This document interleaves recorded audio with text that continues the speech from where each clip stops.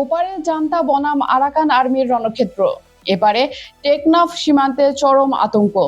প্রাণ ভয়ে ঘর ছাড়ছে মানুষ। আর অনুপ্রবেশ ঠেকাতে নাফ নদীতে রাত দিন বিজিবি ও কোস্টগার্ডের কঠোর নজরদারি।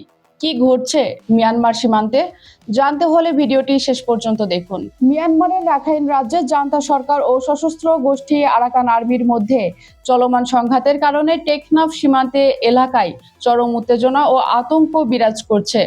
যদিও আজ ওপারে হেলিকপ্টার থেকে গোলাবর্ষণের ঘটনা ঘটেনি এবং পরিস্থিতি কিছুটা স্বাভাবিক মনে হচ্ছে, তবুও এপারের স্থানীয় বাসিন্দাদের মন থেকে ভয় দূর হচ্ছে না। সীমান্ত সংলগ্ন এলাকায় বসবাসরত বাংলাদেশিরা প্রতিনিয়ত এক অজানা শঙ্কায় দিন কাটাচ্ছেন। বিগত দিনগুলোতে মিয়ানমারের ওপার থেকে ধেয়ে আসা গুলিতে ও গোলার আঘাতে বেশ কয়েকজন বাংলাদেশি নাগরিক হতাহত হয়েছেন। এই পূর্ব অভিজ্ঞতা ও জানমালের ক্ষয়ক্ষতির কারণে সীমান্তবর্তী গ্রামের মানুষ এখনো গভীরভাবে আতঙ্কগ্রস্ত। উদ্ভূত পরিস্থিতিতে জীবন ও নিরাপত্তার স্বার্থে অনেক পরিবারকে তাদের ঘরবাড়ি ছেড়ে নিরাপদ স্থানে গিয়ে আশ্রয় নিতে দেখা গেছে। ওপারের যুদ্ধ পরিস্থিতির কারণে বাংলাদেশের সীমান্ত এলাকায় নিরাপত্তা ব্যবস্থা ঢেলে সাজানো হয়েছে।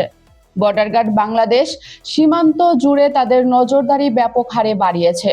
বিজিবির পক্ষ থেকে জানানো হয়েছে যে কোনো ধরনের অপ্রীতিকর পরিস্থিতি এড়াতে তারা সীমান্তে কঠোর পাহারার ব্যবস্থা করেছেন এবং সার্বক্ষণিক পরিস্থিতি পর্যবেক্ষণ করছেন।